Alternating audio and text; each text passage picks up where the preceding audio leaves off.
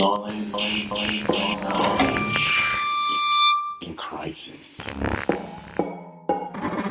The podcast. Hello, this is the Knowledge in Crisis podcast. I'm Juliette Vazard, Postdoctoral Researcher at the Central European University, and I'm sitting today with Cathy Mason and Paulina Sliwa to discuss attention. Cathy, can you please introduce yourself? Hello, I'm Cathy Mason. I'm an assistant professor in philosophy here at the Central European University. Great. Thank you so much. Thank you for being here. You've worked a lot and written a lot of attention, especially related to the philosophy of Iris Murdoch. Can you briefly tell our listeners why should we be thinking about attention, about how we pay attention to things, to people, and overlook others? Why is this important? It's really important for Iris Murdoch because she thinks that it's one of the big things that affects what things even appear to us as choices. So what we attend to, what ends up being salient to us, what we even think about in the first place is going to affect the choices that we're faced with. If you don't even pay attention to the homeless person you pass on the street, then you're not going to face a choice about how you should behave regarding them. And so she thinks thinking about attention is really important in morality because it's kind of required before we even think about choice and all of those other aspects of morality.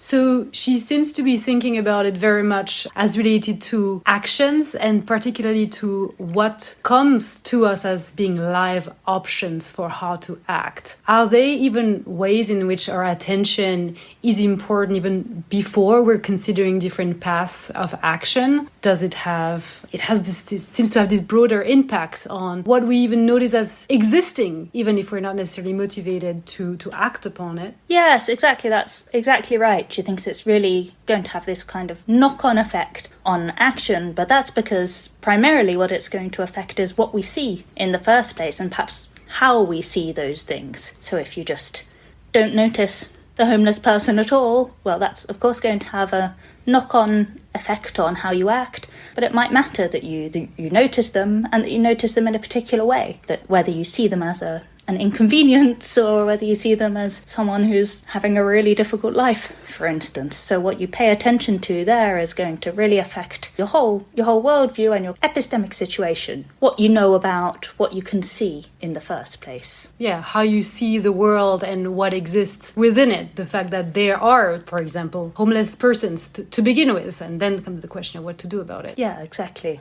Paulina Sliwa, could you please introduce yourself? Hi, I'm Paulina Sliwa, and I'm Professor of Moral and Political Philosophy at the University of Vienna. Why do you think we should be thinking philosophically about attention these days? Cathy already indicated some things that are important about attention, namely that it's really important morally, and particularly how we relate to one another. So, and when you think about it, if you've ever interacted with a small kid, what that kid wants most of the time from you is your attention. So attention is hugely important in our interpersonal relationships. Attention is also politically important. Which issues we attend to determines what even figures in our political deliberations. And if you think about some of those political tools like propaganda, what they try to do is they try to distract us from some things and direct our attention to other things. So attention has this political significance. But then also attention is just interesting in itself. It's just really puzzling if you think about it. It's such an elusive thing, right? It's like the thing about attention is that you can't really capture attention itself. You only see the thing that you are paying attention to. And that also makes it philosophically very interesting. Great. So you started mentioning propaganda and distraction, and maybe there's a term that comes back very often these days is the attention economy, and how there are forces vying for our attention, which is now a good that the different forces are competing to basically capture. What does it mean to be distracted? And is attention the opposite of distraction? Yeah, that's That's a very good question. I mean, there are different ways of being distracted, I suppose. Right? So one way in which you might be distracted is if you simply cannot focus your attention on anything. So there might be so many, stimuli in your environment that you just continuously shift from one to the other and you can never really focus on one. So that's one sense in which we might be distracted. And that's a kind of neutral description. It just says that it's just being distracted means not being able to do something, which is to focus your attention. It doesn't really evaluate that. There's another sense in which we talk about being distracted, which it's a little bit more, you might say, normatively laden, right? So we are distracted when we do focus our attention, but we don't focus it on the things that matter. So we're, in interpersonal encounters, we might be distracted because even though, you're right here with your friend, what you're actually paying attention to is something on your phone. But as a society, we might be collectively distracted because there's something really important going on, a huge injustice, and we should be attending to it. But instead, we're attending to something really trivial. So attention takes on this normative dimension, or can be patterns of attention in specific individuals can be normatively assessed to the extent that attention should be focused or involved with what is actually important, what actually matters, what is actually relevant to us. Is that correct? Well, I was thinking that distraction for sure involves this normative element. But yeah, of course, that's a consequence of attention being normatively evaluable, where we don't just evaluate, how well can you focus? Are you someone who really is in command of their attention? But also we evaluate whether you're attending to the things that are in some sense objectively important. So there's this distinction between the ability to successfully and skillfully guide and lead your attention on the one hand, and on the other hand, your disposition to pay attention to the right thing as a manifestation of your being correctly attuned to value in the world, to what actually matters, to what's actually valuable, to what's actually important. Does that resonate with the work of Iris Murdoch? Yeah, definitely. That's a distinction that will be really important for her. She's interested more in the idea that we should attune our attention to the things that perhaps objectively matter in the world. She's a lot less interested in the other thing you mentioned, where it's to do with Cognitive guidance. Cognitive guidance relative to a task that you've chosen that might not even be a good task or a worthwhile task, but you can be really focused on it. And she's a lot less interested in that than in the kind of attention where it's tracking what matters, tracking the kind of things Paulina mentioned that might be morally and politically important to pay attention to. I mean, if I remember Iris Murdoch right, does she use the word cultivating attention? But if she doesn't, that's something in the vicinity of what she means, right? Yes, exactly. So it's not got nothing to do with the will. She does think it's something we can cultivate, we can work on to try and attune our attention to the things that matter, but she's interested in it less of a sort of skill of the will where you become a really strong-willed person and are able to direct your attention, and more as a way of attuning ourselves to reality, and particularly moral reality. That's interesting. So what would be the kind of process there involved in sort of overriding our very spontaneous, non-deliberative tendencies to pay attention to this as opposed to that, and kind of gain control and refine our attunement to what actually matters, such that we would revise our dispositions to actually pay attention to what's relevant? Yeah, well, I think she thinks very plausibly that will be a really difficult task. Really difficult. I mean, you could kind of answer that either on a more sort of social political level or on a more individual level. On a more kind of social political level, it might be that certain concepts, certain narratives, certain images that are kind of in our social resources help to kind of guide our attentions in certain ways. So Paulina mentioned propaganda, for instance. That might be the kind of thing that channels our attention very naturally down certain paths and not others. Again, technologies perhaps that we're very easily distracted by might channel our attention down certain paths and not others. And more generally, kind of the narratives we make use of in social contexts might make some things very salient to us and other things not at all salient.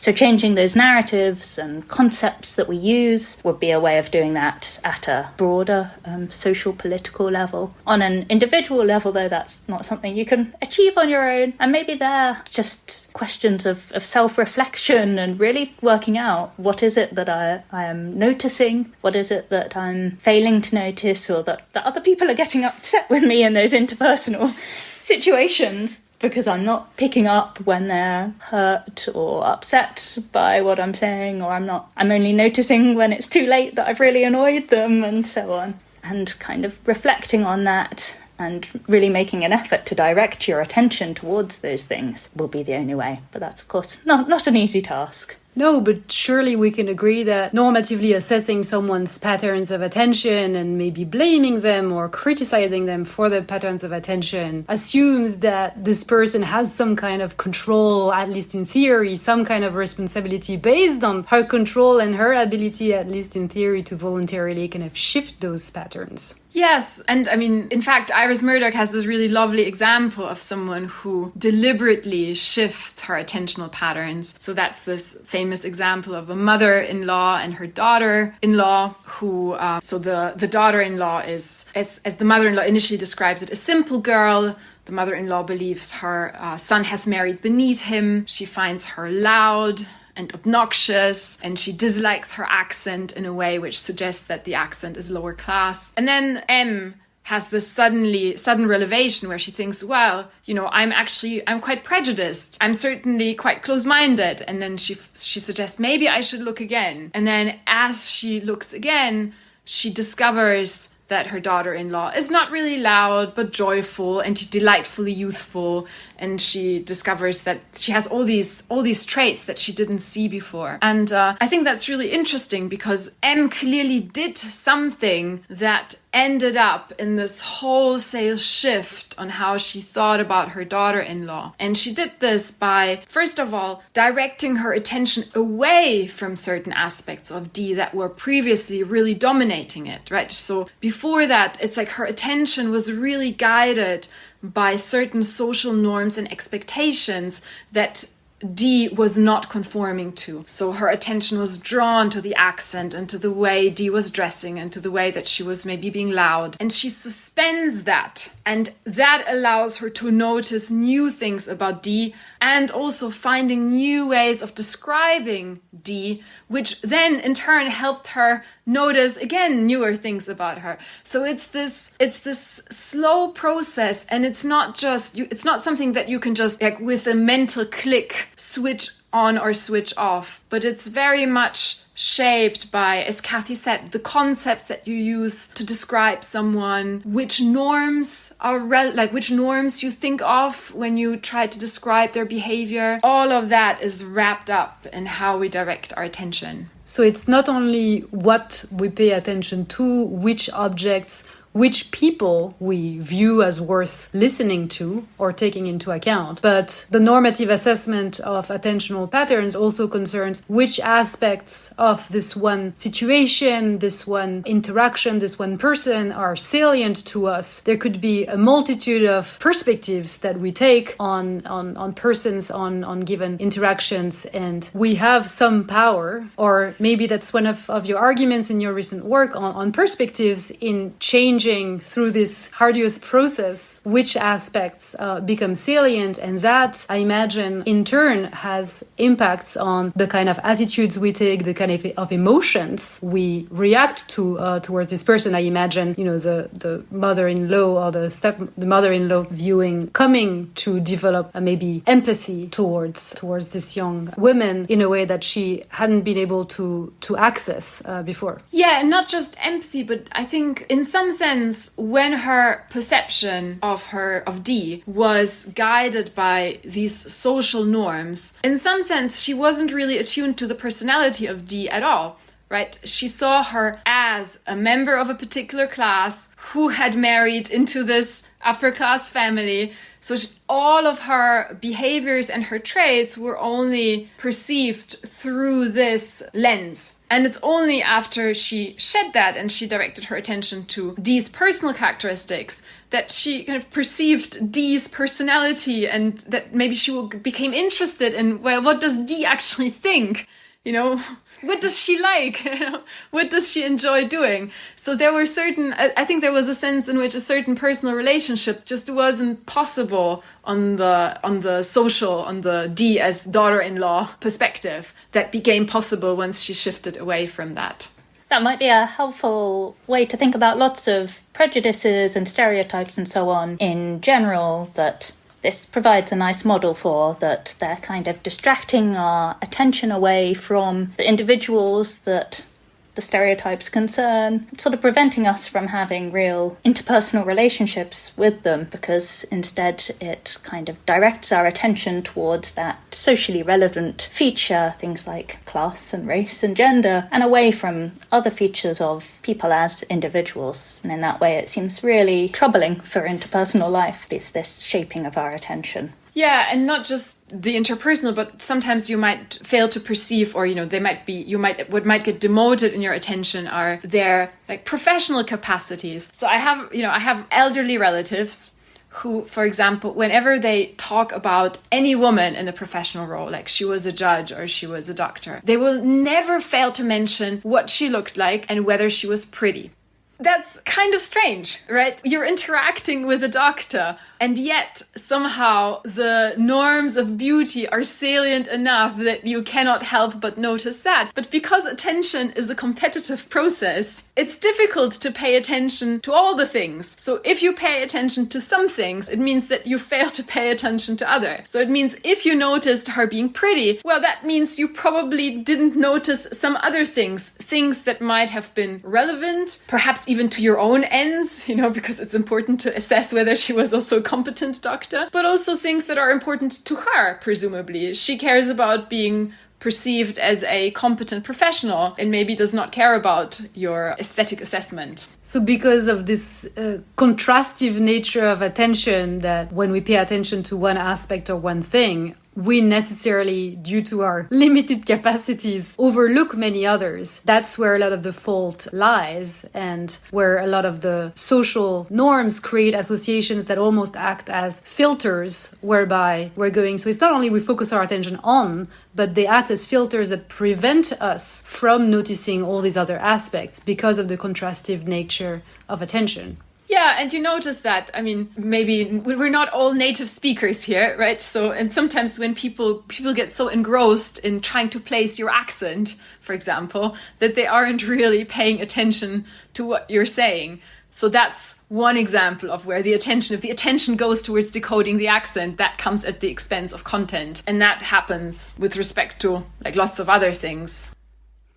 Cathy, you worked a lot on friendship and intimate relationships in general. Do you see maybe vicious or virtuous patterns of attention playing a role in how we can develop good friendships or even romantic relationships? Yeah, I think it's really essential. Paulina mentioned at the beginning relationships with small children, where that request for attention is continuous, but I think it's something that we all want and need in all sorts of relationships with other people, particularly with friendships and loving relationships, where there might be a kind of affirmation we get from being attended to by others. If your partner doesn't really pay attention to you, well, you might have the kind of worries that, along the lines Paulina just mentioned, there's a kind of role that you're playing or something, but that you as an individual are somehow lost. So in these interpersonal relationships especially, it seems really important to be connecting to the other person as the particular individual that they are, with all of that texture of their personality. And to do that requires a lot of time and attention to them. So lacking attention there can be a huge problem in interpersonal life. Yeah, and just to add to what Cathy is saying, I think it's really interesting that we don't always put the related criticism in terms of attention, but when you think about the charge, you'd never listen to me. Listening is not just hearing what someone is saying, but paying attention to it and taking it in, right? So, and listening is just such an important thing that we value in relationships. We value our friends being good listeners. We value being listened to when we're upset. So I think this importance on listening is something that tells you just how important attention is. And in the case of kids, it's interesting because the constant demand you're subjected to if you have a small kid is, "Mommy, look." And you have to look at everything. And you're like, oh, yeah, it's a blob picture. Great. But yeah, it's this demand of your attention and of partly validating simply through looking. You don't even have to say, but just the fact that you're looking is something that really matters. And that connects to the idea that we've been talking about attention in this broad sense, almost as if it's this neutral awareness that always takes the same shape. But there are so many different modes of attending. And surely you can attend to someone a lot by being constantly annoyed or upset at them. But the kind of attention that we want in developing intimate relationships is presumably this attention that is a manifestation of caring or valuing. So it's interesting how there are these different modes of attending, and that developing rich relationships requires us being able to adopt and approach the ones we love with all of these different modes. Yeah, absolutely. Iris Murdoch uses the term loving attention to talk about this valuable kind of attention where you're really trying to connect to the other person and appreciate who they really are. So she's absolutely latching on to this thought that we can attend in different ways. And you might think that there's another kind of way of attending that's, I don't know, irritated attention, where someone keeps doing something and it really gets on your nerves and it calls your attention towards it, but where there's nothing particularly nice about that at all. And in that case, you might worry that that kind of attention, irritated or hateful attention and all of these kinds of things, they don't seem to get you the benefits of it for any kind of interpersonal life, or perhaps even for knowledge of the other person. If I'm irritated by someone and constantly attending to this irritating thing that they do, I might end up knowing very little about them and about all of the wonderful things there are to know about them. Whereas she uses loving attention to refer to this much more open-ended kind of looking, where who knows what you're going to find. So there's this open-mindedness also, and this readiness to attend to a person with sort of a broad gaze, whereby you're ready for them to surprise you. Exactly, yeah. And that might connect back to Paulina's point about not listening in relationships as well, that a lot of the problem there is often, well, it's not that people haven't heard, that their hearing is faulty or something like that. It's perhaps that they have such a fixed expectation about what the other person is going to say and think that they don't really think about it at all. And that's where you might need to be imaginative in your listening and kind of creative to really engage your attention properly and work out what the other person is trying to say and where they're coming from. It strikes me when you speak about hateful attention that this is probably a lot of what happens on social media, where people spend a lot of time interacting with and entering in long dialogues and threads with other people, and in a way really paying attention to this other person in the conversation, but in a way that's just very constrained by their expectation and the message that they're trying to get across, and their idea of the other person as the enemy. That's not the kind of attention that allows... Yeah, that's not what we need more of. Right, that's not the kind of attention that allows kind of epistemic access to the person or trying to understand. That's not going to yield understanding of the person as a whole. Exactly, yeah, I think that's a great case of plenty of something like attention, but where it's not going to in any way be valuable. I mean, I do wonder about whether there's a bit of a tension between the kinds of demands that are made on our attention within the context of interpersonal relationships and some of the kind of political contexts.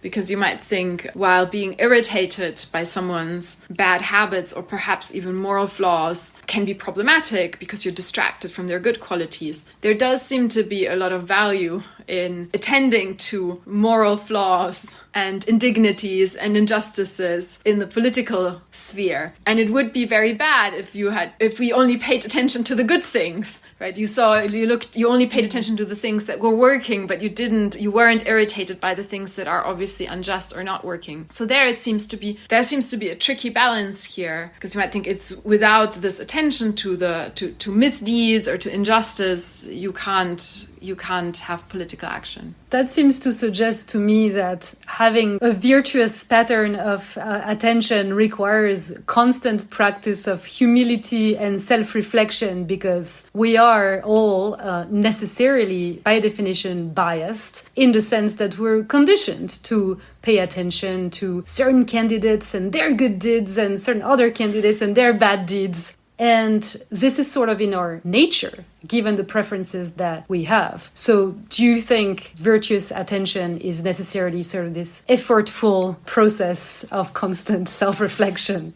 Well, I'm not sure that can be right. I mean, in the sense that we can't constantly achieve that, right? But it might be that it's something that requires constant practice and intermittent, at least, calibration.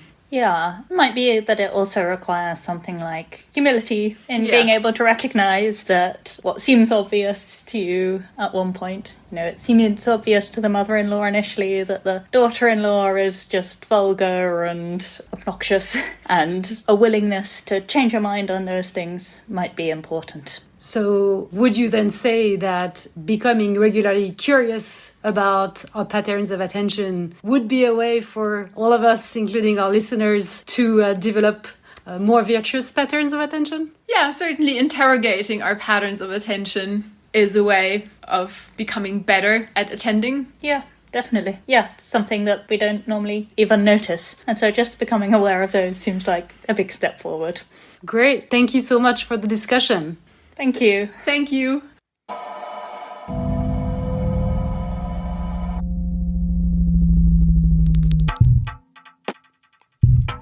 This podcast has received funding from the Austrian Science Fund as part of the Knowledge in Crisis project.